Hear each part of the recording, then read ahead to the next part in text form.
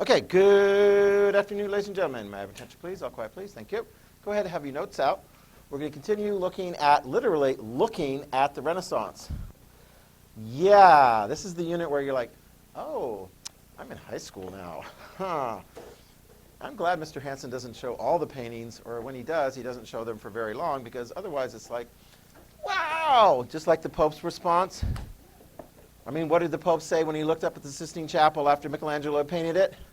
I see dead people. No, I see too many naked people up there, right? How many guys are like, this is not my favorite part of, actually some of you guys wouldn't admit to it, but you just write it down later on and go, I don't know about that Renaissance and so forth. And yet, it does figure in this. Very, very importantly, in your notes, do you have it written down? This is a big, big change in the way people are thinking about things. And so it's weird. It's like when art actually helps explain kind of what's going on and where there's changes and where they're headed. Okay? I mean, because, yeah, there's a lot of changes going on. So anyway, we'll continue looking at the art.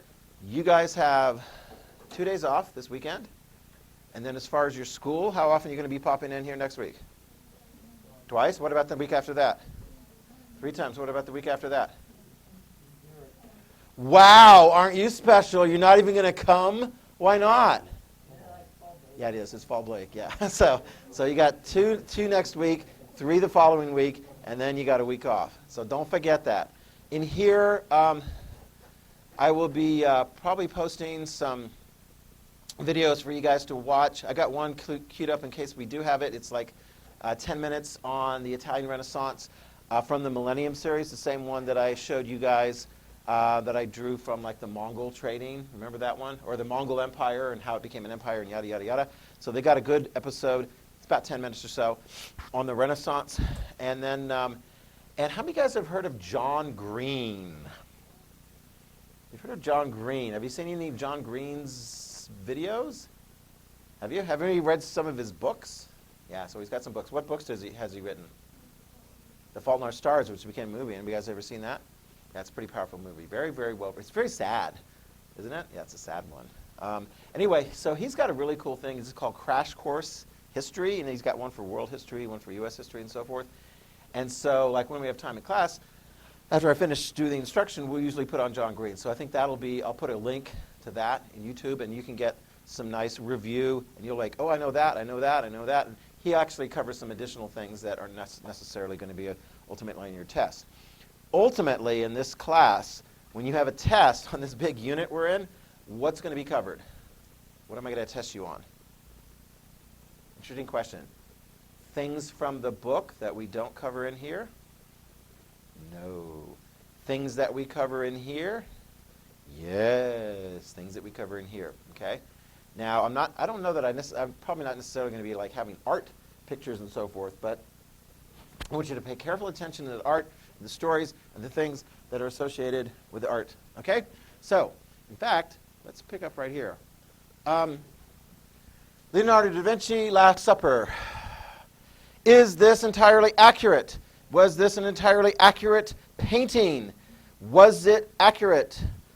Reese, why not? Okay, good. Everyone got that one? Right? So let me ask you this. Why did the people who paid for it, paid the artist to do it, and the artist has to kind of agree, right? Because you don't want to get into a big argument with the artist, because he's a really good artist. Leonardo da Vinci, I mean, if you come in and say, Leonardo, you have to paint it this way, and he says, no, I'm not going to paint it that way, pound sand, I'm going to go work for somebody else. These are like really, really good artists. So why did he agree? Why did they want the table painted the way they did? Do you remember? Why not just paint them on the floor, like all relaxed, like they probably were when they actually did have that historical event taking place? Do you know? Anybody? Why did the people who pay the artist insist? Probably that we have a lovely, fine table with linen. Did we talk about that?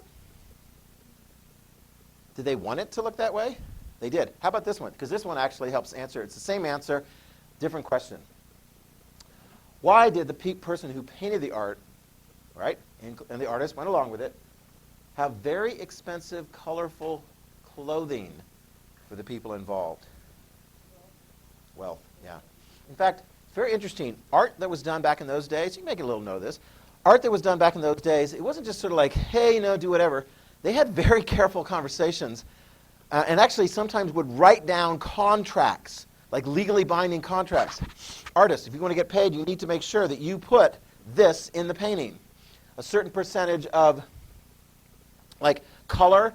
And these colors, oh my gosh, today if you want to do painting, go to the art store, buy a tube, it comes out.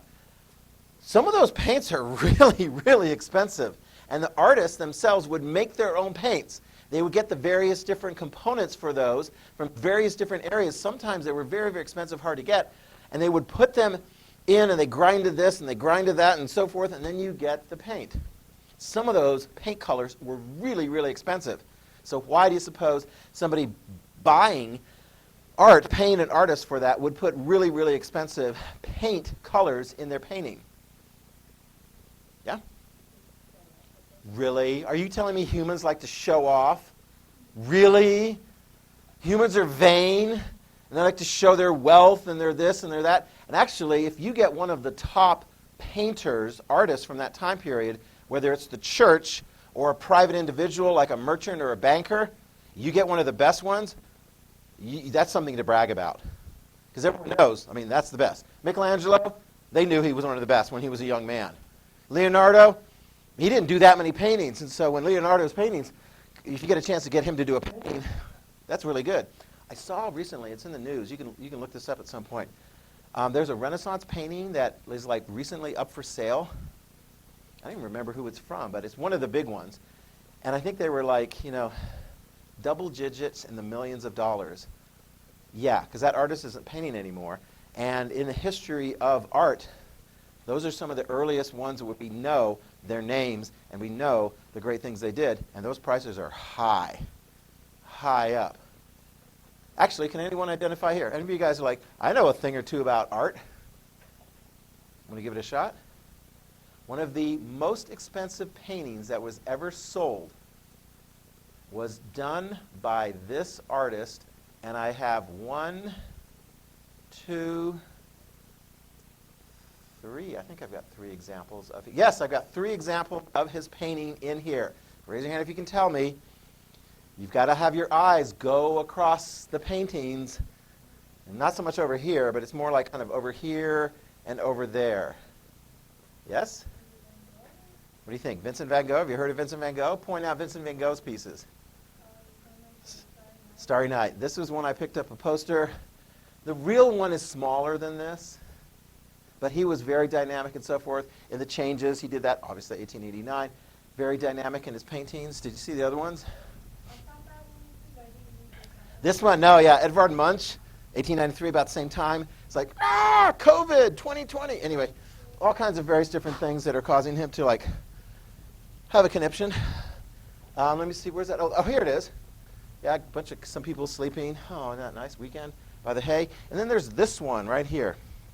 And if you look really close, you can see an alien in the window of this church. Actually, I'm sort of kidding. Any of you guys into Doctor Who? Whovians? No? Nobody? You guys suck. Anyway, in one of the episodes of Doctor Who, like he gets a time traveler, he's in a TARDIS. No? Some of you guys are like, I know what you're talking about, but that's so nerdy. Good grief, Mr. Hanson. So in one of the things, they have Vincent van Gogh painting that, and he actually paints an alien that is in the window.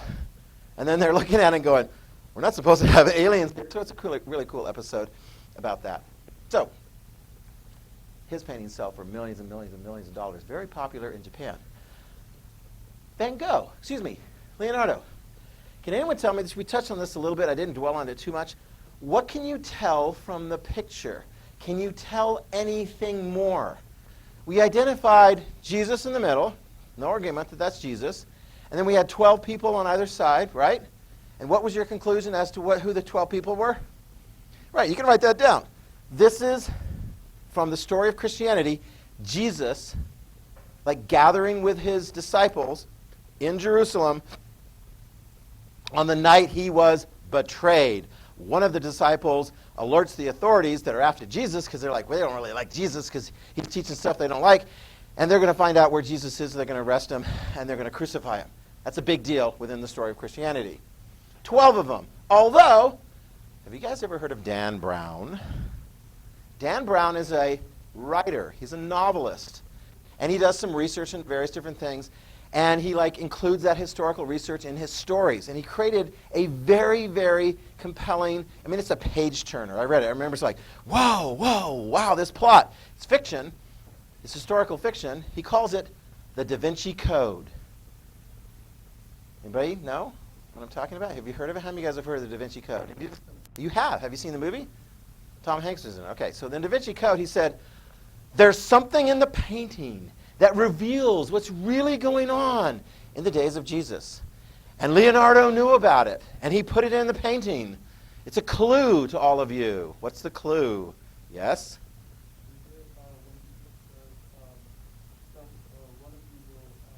Betray.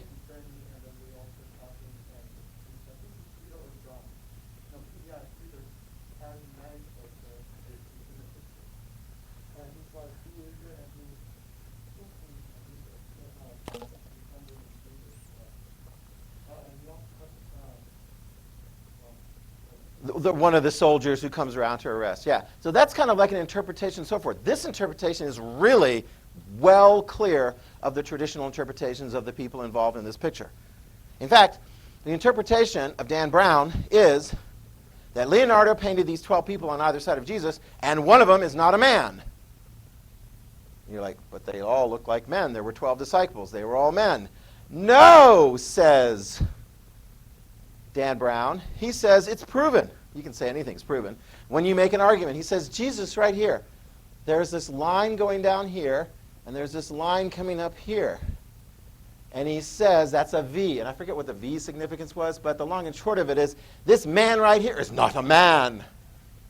It's a woman. Female. Oh, and she's married to Jesus, and they have a kid. Does that fit in traditional Christian understanding of the nature of Jesus and the role of Jesus and so forth? Needless to say, when that book came out, people were like, whoa! And some people were like, whoa, bad. So, and he says that's all based on an interpretation of the picture. So I suppose you could look at anything and interpret it and go, oh my gosh, Edvard Munch, The Screams, 1893. He predicted COVID. Right? Because he's going, code, I'm just making that up. You can do all kinds of various different things. But there it is, Leonardo da Vinci. He's painting The Last Supper, the basis of a popular novel by Dan Brown. Mona Lisa. Want another conspiracy here? First of all, this is a beautiful painting. Where can you go to see this beautiful painting? Anybody know? I'll give you a clue. It's still in Europe. Very good. The Louvre, actually. That's very good. The Louvre. How many of you guys have heard of the Louvre? It looks like Louvre, like Favre, Brett Favre. Louvre. So what's the Louvre? It's in where? Anybody know where that is? It's in France. What city? They have the Eiffel Tower there, too. It's the biggest city in France. You can turn all the way around. You can see it right up there. It's in Paris. Or Paris, okay? And it used to be one of the king's palaces. It was a palace for the king, the Louvre, but they don't have a king in France anymore, so they turned it into one of the world's great art museums. And you can see this. This depiction is actually bigger than the real thing, I think. The real thing is a little bit smaller. Very well done. Is this a religious painting? Write it down. Mona Lisa. Is it a religious painting? It's not a religious painting. So why did they paint that painting? Who do you suppose paid money to Leonardo to paint that painting? What do you think? Give it a shot. Well, give it a guess. Who do you suppose would pay a bunch of money to have this woman painted? Perhaps her husband? That's probably a good guess. Perhaps her husband. Most traditional interpretations are like, this is an aristocratic lady, high-born, right? And she is being painted because her husband paid for it. Makes sense, right? And it's very, very well painted. The depth, the expression is sort of hard to tell. Is she really happy? Is she ecstatic? What is she thinking? What is on her mind? The conspiracy, this is so famous as a Renaissance painting, Leonardo. One of the conspiracy theories is that it's actually a self-portrait. Does that sound plausible? You're like, no, do you think it's a self-portrait? Did Leonardo look like a woman? Can a man look like a woman in a painting? I suppose you could, yeah. I mean, the expressions this way, that way, and so forth, just a little bit longer hair. And actually, back in those days, you could have people with long, long hair. Anyway, Leonardo, Mona Lisa. If you want to see it, yeah, stand with the crowds if they allow you into the Louvre. It's a beautiful building, and there's all kinds of great artwork going, especially back to the Egyptian and Greek and Roman time periods, the Louvre.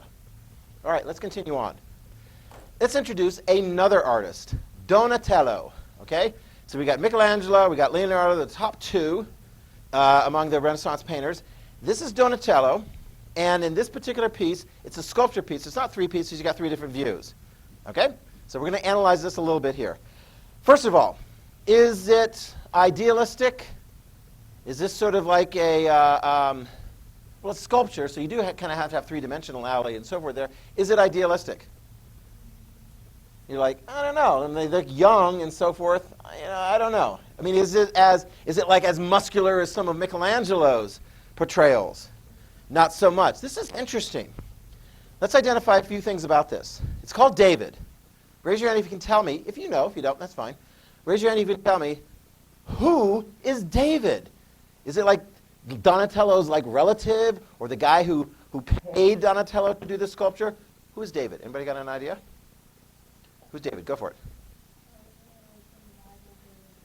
Write it down. This David is from the Bible, from the Old Testament. You've already given another piece of information. David in the Bible is having a tangle with Goliath. And in fact, if you look close enough at this particular sculpture, Goliath is present. Actually, he's only partly present. Goliath was tall. He was even bigger than Mr. Pettit. He was huge. He was big. He was powerful. He was a giant, according to the story. This is a Bible story. All right, so we got another example of a religious piece of art. Where and what, raise your hand if you can tell me, is the Goliath part? If you know the story, yes? Underneath his foot. What is underneath his foot? A head. Yeah, this is pretty scary stuff. This is Goliath's head right underneath his foot. There is David, and he's got a sword, and the sword actually, according to the story, used to belong to Goliath. And the sword was used by David to cut off Goliath's head, therefore killing Goliath. Up until that point, he had only been like unconscious, I think. Anybody know any more of the story? There was a fight. David on the part of the Israelites, Goliath on the part of the Philistines.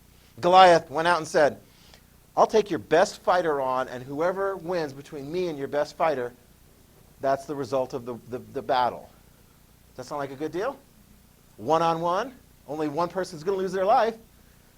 Did the Israelites go with that plan?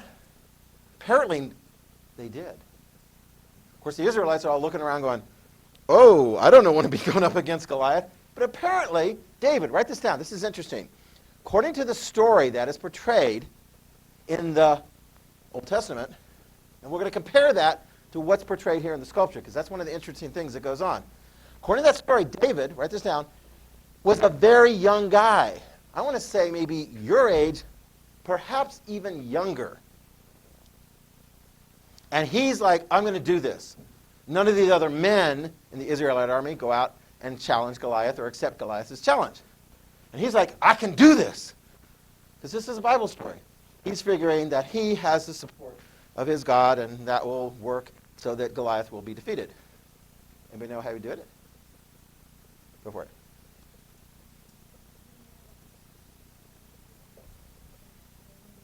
Yeah. He had a sling. Yeah, prior to that time, he was in charge of making sure sheep were safe. And one of the things he became very adept at was using a sling with rocks in the sling to hit like wild animals to chase them away or kill them that were threatening the sheep. So we used a sling, whack Goliath right in the head, right there. Ooh, sore spot. Boom, went Goliath. David ran over, grabbed the sword, cut off Goliath's head. Got that? Pretty gruesome, but there's the victory. And then the Philistines ran away. So what is being portrayed here? We got a religious story. Take a close look here. Raise your hand if you can tell me what is accurate. Actually, I'll call on you. Marin, what's accurate? From what I told you about the story, what portrayed here is accurate in the rendition?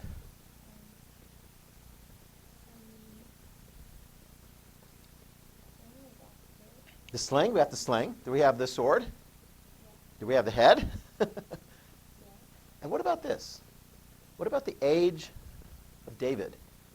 Does that look about accurate? You don't think so? You think he's too old or too young? Maybe a little bit older. Wait till I show you the next one. Maybe a little bit older, although, he's not, fully buffed out and everything and so forth. So he could be, a young or an older boy, 14, 15, and so forth. And we got the head. Okay? What about, let's try this. Keith, what would you say about this portrayal? Doesn't quite look accurate in how it's being portrayed here. And then we'll look at that and see what's going on. Well, definitely looks a little older. This is interesting. This is kind of the first time. Well, maybe it was kind of the way I told it. Maybe a little bit older, perhaps. Again, wait till you get to the next one. Give me another one. What is really clearly if I were there at that scene, this would not be happening. Probably wouldn't be naked. Very good. You can write that down. Probably wouldn't be naked. And again, we come back to the question, why do you suppose Donatello, and of course the people who paid Donatello to do that, why did he portray him as naked? Why were they doing that? Yeah. Exactly. It's the human form is beautiful, don't cover it up. David was not naked. I can be pretty darn sure. In the real episode, he's covered up and so forth. You don't go at it to battle. I don't know. I think maybe some Greek soldiers sometimes were almost, but who knows that? All right, so the nakedness. What about, you can't really see the detail here, but he's got some really nice curls going on here in the hairstyle. Really done up hairstyle. Is that accurate? No. Why would that be in there? No, it's not a girl. No, this isn't a girl. This is a boy. Okay? Yeah, this is fashionable. But I mean, it looks, it's not like the big, muscular, and so forth and so on. But what about the hat? The hair and definitely the hat are Renaissance art type features. They're fashion type features. They include that in there because it's the Renaissance. They're like, hey, we want Donatello to look, we want David to look good. Let's give him the hat. Let's give him the hair. And let's not put any clothes on and so forth. There you go. Donatello. All right? Now, let's see one of Michelangelo's greatest pieces. Same guy, same story, different artist, bigger piece of material. This, if you were to go see this live, I want to say the entire structure probably from foot to head would be at least as tall as from the floor to the ceiling. All right? Much bigger. The Donatello one is much smaller. That one, I can't remember if that was done in metal. This is marble. In fact, the piece of marble that Michelangelo used had some flaws in it. It was a beautiful piece of marble, but the artists and so forth that tried to use it, they just couldn't figure it out. But oh my gosh, write it down. Michelangelo, the guy's a genius. He can take rock and make it look like human. So, let's see the accurate components. He's got a sling. Actually, let's look a little bit closer. There we go. Oh my gosh, look at that. Look at that. Look at the hand. Look at the detail. Does Michelangelo know what a hand looks like? Maybe. I mean, if you guys were to draw a hand on a piece of paper, well, it's got 5 fingers. Could you get that? I mean, that takes some real skill for a piece of paper. Michelangelo chiseled that thing out of a piece of stone. I tell you what, Michelangelo's a good artist. Okay? So we got the face, the calm, and so forth. And I think you can, there's kind of the sling that he's got there. And I can't remember, if you get the head down there, so forth. But you still have the 100% nudity thing going on there. But does he look like he's 11 or 12 or 13 or 14 years old? Why do you suppose Michelangelo portrays his David as fully adult male? What's that? Yeah, and also, in a sense, kind of that idealism. He wants the hero of the David story to be a fully realized, ideal man with big muscle structure and everything like that. You got that? And that's what his patrons wanted. David was done by Michelangelo for the city of Florence, and that's where you would go and see it. Today you actually have to go inside of a building to see it and pay a little extra. They have a copy out in the public area. This one was originally out in the public area, but part of it got nicked off because I think somebody threw a chair from a high, area and nicked it. There's David. What about the eyes? Look at the eyes. How does he do that? If you look at like ancient Greek and Roman sculptures, the eyes are circular. You don't get that iris effect, right? It's just a circular thing, which almost looks like, when you look at that, it almost looks like you're looking at a blind person, perhaps. How do you do that? We have to chisel that out, too? Was Michelangelo up to the task? Heck yeah. Michelangelo was up to the task. Florence, banker money. I think the Medici paid for this, pretty sure. David up close. All right? Now, this is interesting. Some later popes were really offended by so much nudity going on. And in fact, what they did, one of the later popes, and you can see it in the Vatican as you go around, because there's art all over the place. Some of the not as well-known pieces of art will have a fig added to it. You can make note of that. That's one way that the popes can sort of make it a little bit more family-friendly. The art. So they'll cover up the male parts with a fig.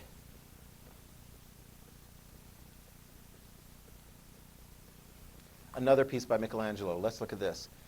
This he also did very young in his career.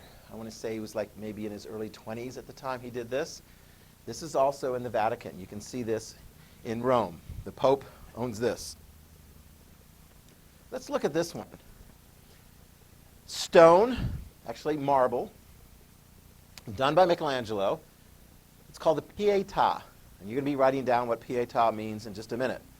Pieta. Let's see if anyone can look at this piece with two figures and tell me first, religious or non-religious? What do you think? Religious or non-religious?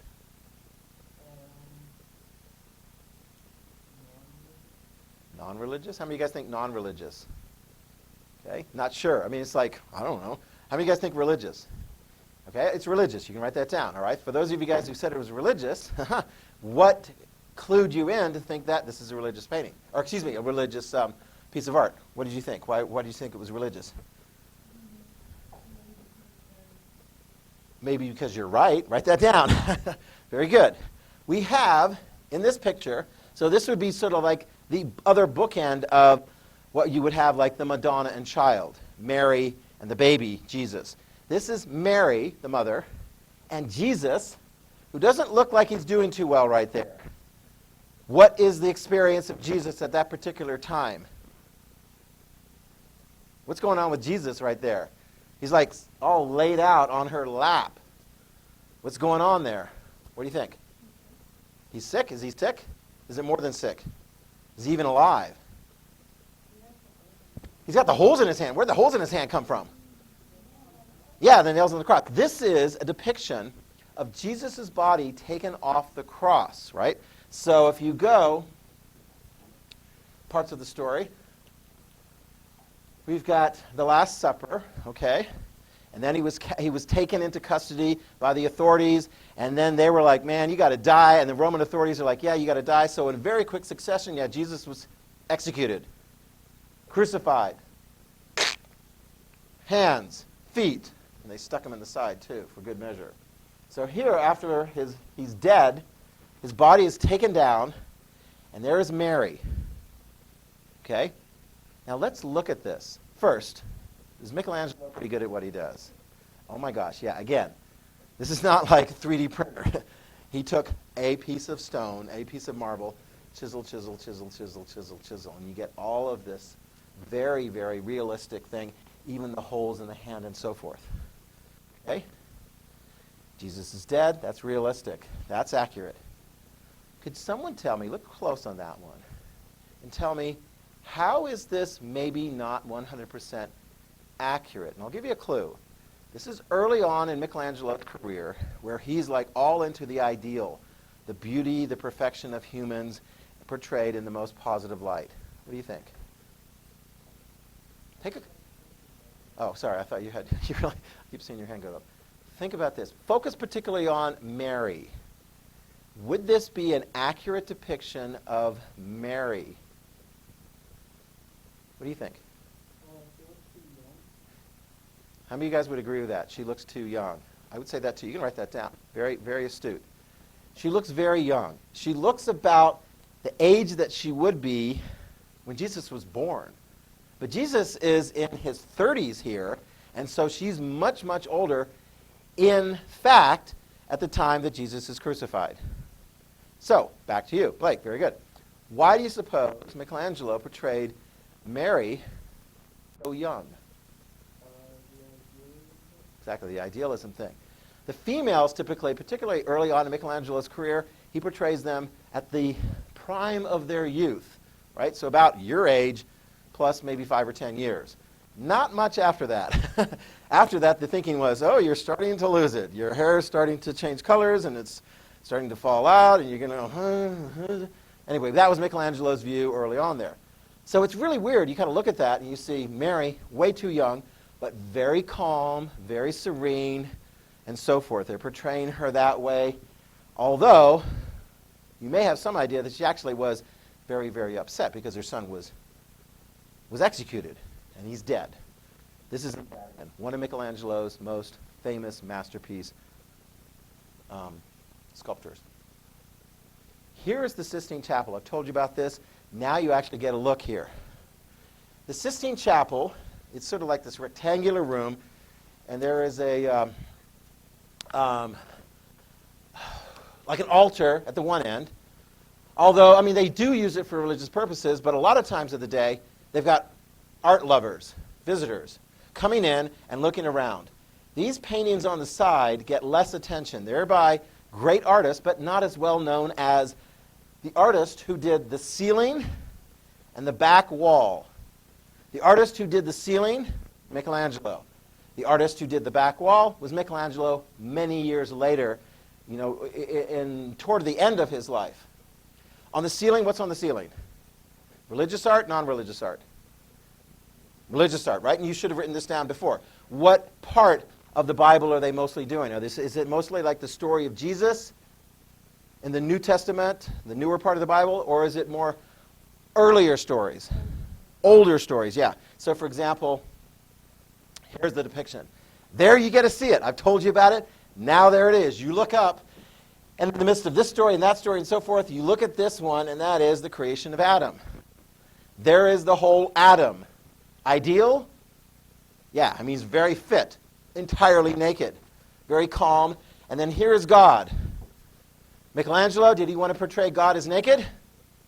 Yes, of course he did, because he's like, man is in the image of God. Who insisted that God had clothes? The Pope, exactly, the guy paying the bills. And there is the frilly gown and so forth of the Pope. Excuse me, that the Pope insisted that would be covering God. This is something else I told you about. See all this? This like framework kind of stuff? It's all paint. It gives you that three-dimensional feel, but it's all paint. It's on a flat surface, yeah. I don't know that he did. I'm not aware of that story. I'm not saying it's not true. He may have. I mean, toward the end of his life. I mean, if you're a painter, you don't want to go blind because you really do need that. It's like Beethoven. Could he compose when he was deaf? You guys know the story about that? He actually did because it was all going on in his head. I think it would be difficult for a painter to do that. This painting, you can write this down. These paintings actually was a big, big work of art. I mean, good grief, look at that. He's painting the whole ceiling. Does he do it all himself? No. He has a crew that helps him out, And they kind of like put this in and put that in. It's very difficult. It's called fresco. Anybody know how to paint fresco? It's a really cool style of painting. Basically, you put the plaster on, and as the plaster is drying, you paint. And then the paint seeps into the plaster, and so it stays there longer. It adheres better. And this is pretty much how it looked at the time that it was painted. By the end of the 1900s and so forth, it was all filled with grit and grime and so forth from candles and smoke coming up. And so the Pope had, the more recent popes, had it cleared, and all of a sudden was like, whoa, that pops. You get that vibrant colors that were put in the time that Michelangelo did it himself with help. Oh, and by the way, he was never satisfied. Artists, how many of you guys have done art and so forth? You're like, well, I'm working on it. I'm creative. And you're like, don't rush me. And I remember Michelangelo, the story is, Michelangelo is working on it. He's like, I'm not ready. And the Pope's like, you better be ready because I paid and I want people coming in here to see what you did. Because I'm not ready. The Pope's like, you know what? I'm going to shake this scaffolding that you're on way up high and you're going to come crashing down. He's like, okay, I'm ready. All right? The art was done. Later, Michelangelo did the back wall. Write that down. The back wall depicts the last book of the New Testament, called the Last Judgment. And within the story of Christianity and so forth, Jesus died, he's resurrected, he's hanging with his followers and so forth, and then he goes back up into heaven until such day, according to Christianity, that he will return. And there's going to be a whole lot of fighting, a whole lot of crazy things going on there, and all will be judged. It's a very key, important thing, the judgment. And you can see it depicted here in this painting on the back wall. There's Jesus in the middle. You can't quite see it there. But there's Jesus in the middle, a little bit middle up. And the figures that are on the top part are going up to heaven. So you have depictions of saints and very important people from the Old Testament, the New Testament. They're going up into heaven. Jesus has returned. It's the Last Judgment. Well, what about these guys? What's going to happen to them, according to the story, as is depicted in this picture? What's happening to them? Are they going up? They're going down. They're going down, right? They're going to not be spending time in heaven. And in fact, it was fascinating because you look at the various different stories, and I'm not going to show you the close-ups because some of the close-ups like, that's not very comfortable. I mean, there's some painful things, and you can see some very pained expressions on the part of some of the people, including this guy right here. This guy. You're like, that doesn't look very good. We got a snake, and he's squeezing. Anyway, I don't want to go into all the detail of what's going on in that picture. But needless to say, this guy right here, who is right over the door as you exit the room, he's not in a very good situation. But that's just sort of like, an anonymous person, right? Wrong. Never get into an argument with an artist. They get the last brush stroke. There was a guy working for the Pope, a high-up official working for the Pope. And he was always getting into tangles with Michelangelo about this and too much flash and you need to do this. And Michelangelo's like, wait till you see my finished work. Because he used various different models for the different people and so forth, right? People who are intentionally models. But Michelangelo also apparently did some sketches of that official. The official that really drove him nuts. The one he didn't like. And he portrayed that official right here in his painting being dragged down into hell with snakes biting him and so forth. Who got the last laugh? Michelangelo did. Yeah. And if you're like, you don't even have to look up way up high to see it. It literally is like right there over the door that you're going through. Okay? That's Michelangelo. That was toward the end of his life that he did that particular painting on the back wall.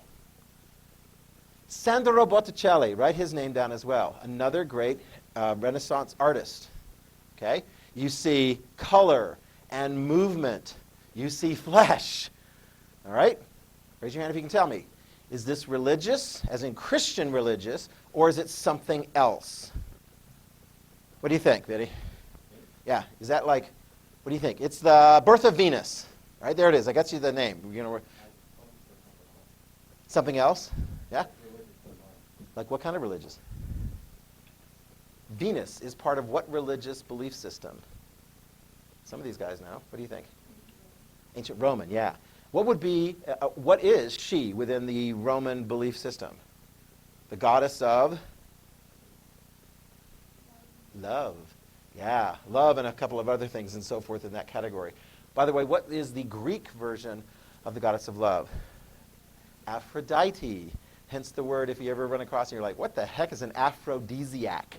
An aphrodisiac is something you ingest, whether it's drunk or in food. Like chocolate is an aphrodisiac. And it has qualities of sort of making you like more in the mood for love or something like that. You're like, really? It's just food. It's got sugar in it. Who knows? Whatever. So, but that word comes from Aphrodite. So here we go. Venus is born.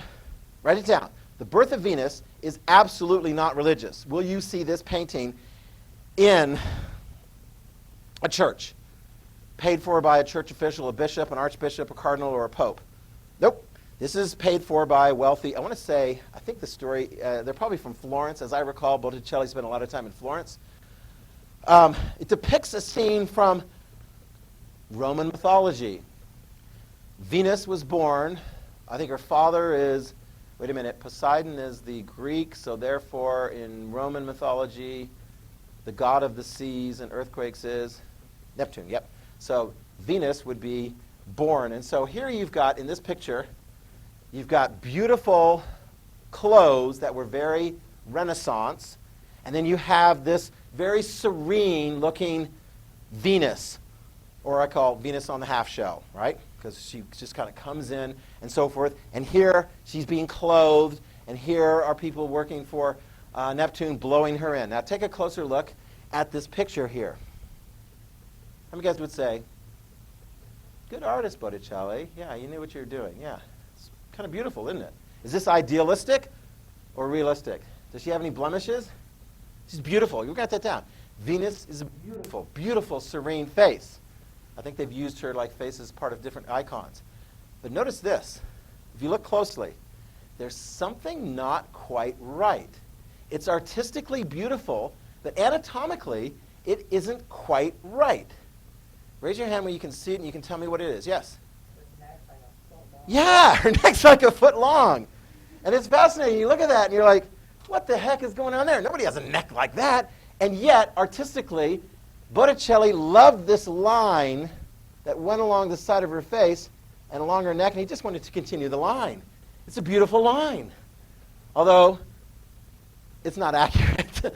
Okay? I mean, that was Botticelli. That's kind of what he's like. I want to put that in my painting. It's beautiful. It's serene. I love it. Botticelli, write this down about Botticelli. Later on in his life, he's like, I don't want to do all that pagan, non-religious stuff, all that stuff. I'm not feeling it. This is very interesting. He purposely, in the latter part of his life, he didn't do any of that old pagan stuff, any of that like Greek, Roman stuff. He was like, I will do religious art. And he's very, very famous for his Madonna and Child. Who's the Madonna? Mary. And who's the child? Baby Jesus, right? He did lots and lots and lots of those. Raphael, he did a depiction of great Greek writers and thinkers and philosophers, including Aristotle, Socrates, and Plato. Oh, I don't have time for that, but next time I'll start off with that. If you're going to do a children's show and you want to have like heroes and so forth, why not make them Renaissance? Why not make them mutant? Why not make them ninja? Why not make them turtles? What are they in this order?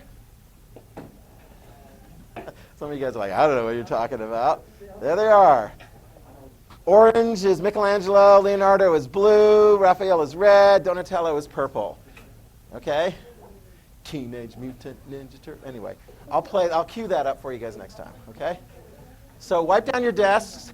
If you really need to use the bathroom, then just wipe it down and head on out. I don't want you to be late for your next class. Was that? Did you enjoy that show back then?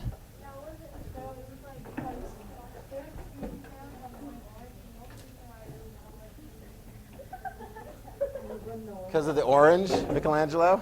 Yeah. Yeah. I didn't know it, but, you know, people know it. Okay, and have a good weekend.